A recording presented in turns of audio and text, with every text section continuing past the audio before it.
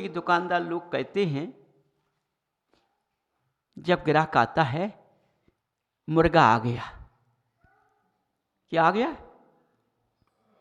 उस अपने देखिए वो तुम्हारा दुकान पर आया, तुम्हें तुम्हारी जीविका को चलाने के लिए तुमसे कुछ लेगा, तुम्हारी जीविका चलेगी, लेकिन तुमने उस क्या क्या लिया, अब मुर्गा फंस गया, बड़ी दाल फंसा।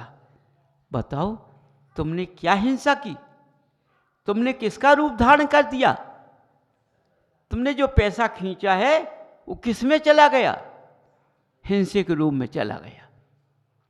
ऐसी वाणी अपने अंदर मिथ्यात्व नहीं निकालना चाहिए, क्योंकि आज यही चल रहा है चारों तरफ। एक दूसरे से कहते हैं कि मुर्गा फंसा कि नहीं फंसा, मुर्गा फंसा कि नहीं फंसा, ये शब्द अच्छा नहीं है। ज्ञानियों ऐसा शब्द निकालेंगे तो कैसे अच्छा रहेगा, समझिए। तो बंधुओं, अपने जीवन काल को देखो कि जिसने ऐसे कार्य किए उनकी पुण्यांजलि में हम आए हैं, और उनने पूरी उम्र को नहीं भोग पाया, उम्र पूरी होने से उन्होंने अपने देह को छोड़ दिया। तो हमें जिस गुण में हम आए हैं उस गुण से उनका नाम उत्पन्न हुआ, और ऐसे स्थान पर ऐसा जीवन को धारण किया था, तो हर इंसान जानता है, समझिए। तो गुण लेकर जाओ, यहां से गुण लेकर जाओ। देखो, इंद्रियों का भोजन नहीं देना है, आत्मा का भोजन देना है। आत्मा का जब भोजन मिलेगा तो ज्ञान की रेखा खुल जाएगी, समझो। जैसे मैंने भात पक्ष मनुष्यों से कहा है, अष्टमी और चतुर्दशी के दिन यदि एक आसन करोगे, उस दिन तुम लोग अपनी बिजनेस पर नहीं बैठना। उसमें किसी व्यक्ति ने कहा कि यदि आ जाए तो देखो कौन सा बिजनेस करते हो, यदि बिजनेस दुकानदारी करते हो तो वो पैसा तो ऐसा ही है।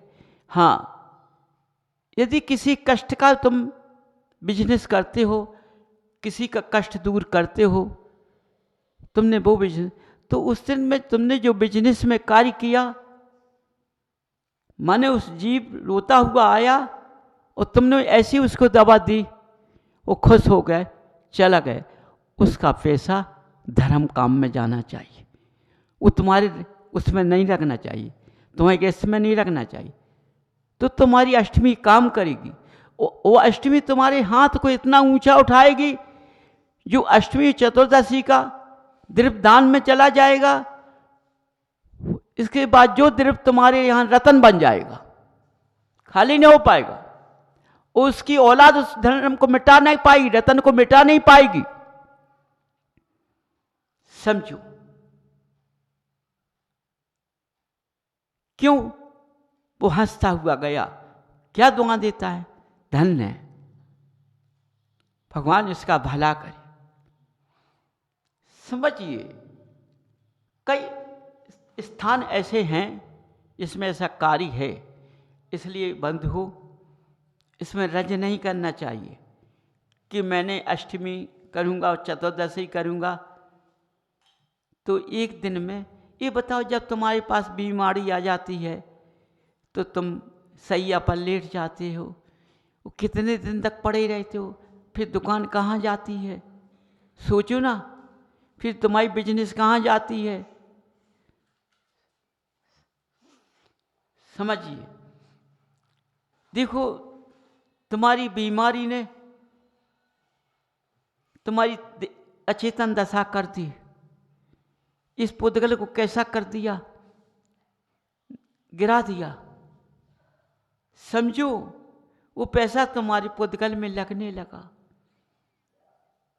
नहीं। जब हम धर्म करेंगे, एक आसन करेंगे, उस दिन हम नहीं कमाई करेंगे, हम किसकी कमाई करेंगे, अपने जीवन काल की। परोपकार की, ऐसी कमाई करेंगे जिससे उस दिन का पैसा अपने अंदर नहीं, हमारे घर में नहीं जाएगा। समझो, देखो ये दान कैसा दान है, ये दान कैसा दान है। ये स्वयं को रचाने वाला दान है, ये स्वयं की सेवा को बढ़ाने वाला दान है, स्वयं की आत्मा को पवित्र बनाने वाला दान है। समझो, हाथ भी कितने अच्छे हो रहे। तो बंधुओं, बड़ा सोच सोच कर कार्य करना है, इसमें घबराना नहीं है। अष्टमी चतुर्दशी करने से हमारा एक दिन का बिजनेस जाए, अरे इसको मत सोचो, जाने दो, तुम्हें कितना मिलेगा कि आप खाली नहीं कर पाओगे। समझो, आज मनुष्य कमाता हो आज ही चला जाता है, कारण क्या है, उसी में लगा हुआ है, उसको धर्म दिखाई नहीं देता है, अपने नाम पर दान देने लगता है, तो वो दान काम नहीं करता है। तो बंधु, हर बात को समझो, है ना, बिल्कुल सरल किसी बात की नहीं है। देखो, भगवान तुम्हारा महावीर ने मोक्ष कल्याण मोक्ष गए हैं, उन्होंने संसार से क्या कमाई की है, उन्होंने जो कमाया है वो किसी ने नहीं कमाया है। कि आज संसार में सूर्य चंद्रमा जब तक उनका नाम रहेगा, वो कमाई की उन्हें मोक्ष लक्ष्मी की कमाई की है। मोक्ष लक्ष्मी उस जीव का कभी अंधकार नहीं करने देती है, और ये लक्ष्मी जीव का अंधकार करती है। समझो,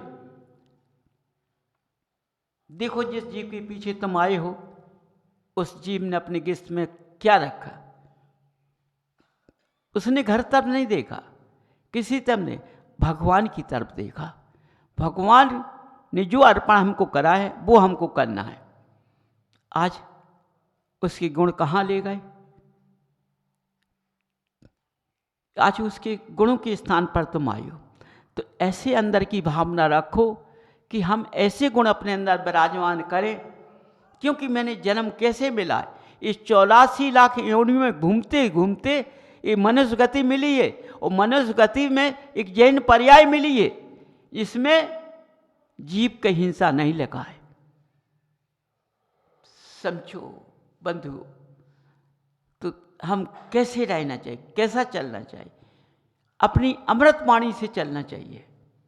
समझो, यदि तुम्हारी अमृत वाणी है, संयम वाली वाणी है, मर्यादा की वाणी है, विनय की वाणी है, तो जल्दी काम कर जाएगी, भक्ति में बहुत जल्दी काम करेगी। समझो, जैसे संगीत होता है, आप संगीत में कितने धुन निकालते हो, करते हो, संगीत में वशीभूत करते हो। समझो, स्वयं वशीभूत नहीं है, संगीत वाला विद्वान व्यक्ति समझ लेना, एक संगीत वाला समझ लेना।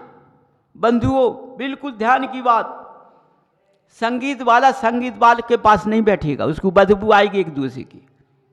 और विद्वान के पास नहीं बैठेगा, एक चटाई पर नहीं बैठेगा विद्वान। सोचो, ये विद्वान कर रहा है, ये शास्त्र पढ़ रहा है, ये अपनी वाणी से ज्ञान पे खेल रहा है, और एक चटाई पर नहीं बैठ पा रहा है। समझो, ये विद्वान माना जाएगा। इस संगीत को नहीं चाहता, संगीत का कला चाह जाए, ये काम नहीं करती है। तो बंधुओं, ये वाणी जो खिलती है वह सबके अंदर जाती है, सबके अंदर जाती है। जब अंदर जाएगी तो उसको बाहर नहीं निकालना है, अंदर रखना है। ये अंदर कैसे जाएगी, जब तुम्हारा पवित्र रूपी आत्मा होगी, पवित्र रूपी आत्मा होगी तभी ये अंदर जाएगी वाणी, वैसे नहीं जाएगी।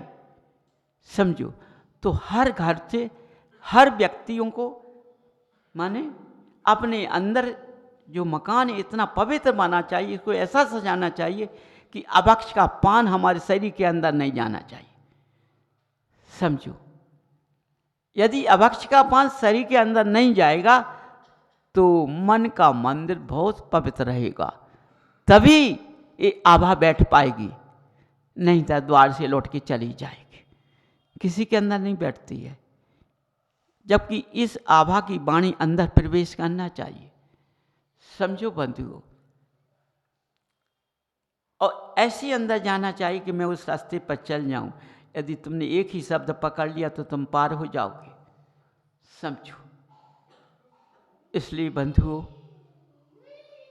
अपने अंदर देखो, घर छोड़कर आते हैं, मैंने क्या किया, 3 घंटे के अंदर 3 घंटे के लिए अपना घर मकान त्याग दीजिए। जिनालय में आइए, त्याग कर दिया, मैंने मकान को नहीं देखा। जब हम घर से आज इस पर्व में आए तो त्याग कर आए हैं, इस पर्व में जो मिलेगा उसको लेकर जाएंगे। हम सीखता नहीं मचाए, ये सांप कम बन जाते, कोई काम रुकता नहीं, सब बन जाएंगे। किस पर? तुम जब भगवान के विश्वास पर रहोगे तो, समझो। नहीं तो क्या है, गोते खाना है, गोते खाते रहो, नदी में डूबते रहो, गोते खाते रहो, ऐसा ही जीवन मन का चक्कर तो लगा ही रहता है।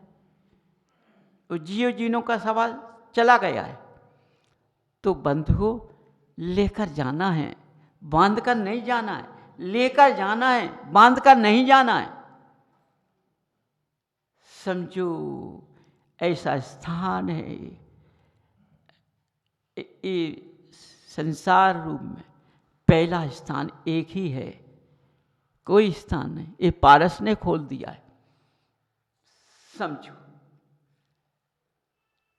तो अपनी अपनी भावना को उत्पन्न कीजिए और बड़ी सरलता से यहाँ के रूपरेखा को, ज्ञान को अपने अंदर प्रवेश कीजिए और अपने जीवन काल की भगवान से भक्ति कीजिए। हमने 1 घंटे की भक्ति बताई है तुम लोगों के लिए, तो आप लोग घबराते हो, घबराते हो। ये 1 घंटे की भक्ति तुम्हारी काया को बदल देगी। 1 घंटे की भक्ति तुम्हारी काया को बदल देगी। मैंने तुम्हें कुछ नहीं बताया है, वर्षों बीत जाते, काया नहीं बदलती है, समझो। जो यहां से निकले भगवान की आभा, उसको पी जाओ, पी जाओ, ठुकराओ मत, सोचो मत, सोचना नहीं है। सोचे तो चले गए, नीचे गिर गए, सोचने में नीचे गिर गए। देखो अन्य चोर ने, सेठ जी सोचते रहे, यदि कच्चे धागे से मैं लगाऊंगा तो ऐसा ना हो नीचे गिर जाऊं, है? तो सेठ जी तो सोचते हैं, और अंजन चोर, उसने सोचा मूचा कुछ नहीं है, पार हो गया। तो देखो, सोचना नहीं है, सोचना तो आप त्याग कर दो, सोचने अपने अंदर से भगा दो, क्योंकि ये सोचने की कील मेरे अंदर रहेगी तो ये शरीर को पार नहीं होने देगी, समझो। ये शनि की कील है। मैंने सोचा तो ये संसार रूप में हमें भोगना पड़ेगा, हमने नहीं सोचा, जो मिला पार हो जाओगे।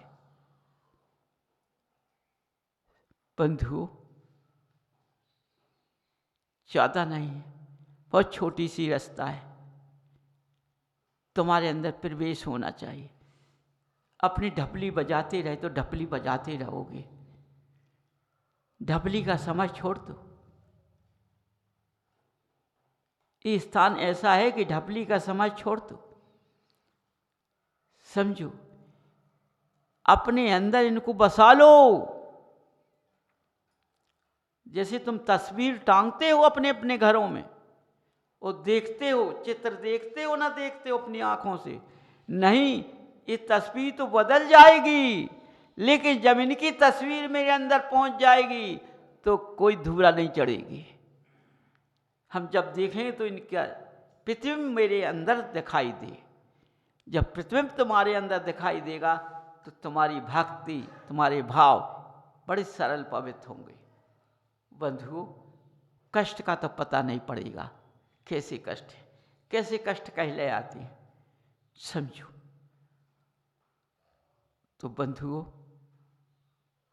हर बात का सोच लेना कि गुणों की पूजा होती है, रूप की पूजा कभी नहीं होती है। गुणों से रूप की पूजा होती है, गुणों से पुद्गल की पूजा होती है, और गुणों से उन मनुष्य का सत्कार होता है, उस गुणों से विख्यात होता है। गुणों से सारे काम बन जाते हैं। तो ऐसे गुण अपने अंदर लाओ तुम ना सब लोग कि सूर्य चंद्रमा रहे जब तक मेरे गुण ना जाए। तो बंधुओं, तुम्हारा इस जीवन काल में 84 लाख योनि में भटकते भटकते जो जन्म लिया है, ये सार्थक बन जाएगा। समझो, इसलिए सार्थक बनाना है। समझो, तुम दूध ओंठते हो अपने घर में, यदि तुम्हारा बर्तन साफ नहीं होता है तो दूध फट जाता है, तो कितना कष्ट होता है, कितना कष्ट होता है। दूध फट गया, क्या करें, इतने का आया वो फट गया। अरे तुमने दूध फटने का तो दर्द कर लिया, लेकिन तुमने कितना आलस किया, उस बर्तन को साफ नहीं किया, तुमने अपने बर्तन को अच्छा नहीं मांजा, इसलिए दूध फट गया है। इसलिए तुमने अपने पुद्गल को अच्छा नहीं बनाया, इसलिए दीप चला गया। ये भी बर्तन है, पुद्गल भी बर्तन है, तुमने मांजा नहीं इसको अच्छी तरह, साफ नहीं किया। बंधुओं देखो, अपने बर्तन खूब साफ करो, तभी स्वच्छ दूध नहीं फटेगा। माने आत्मा रूपी भोजन, भगवान का प्रतिबिंब, भगवान के गुण तुम्हारी सिंहासन पर बैठ जाएंगे।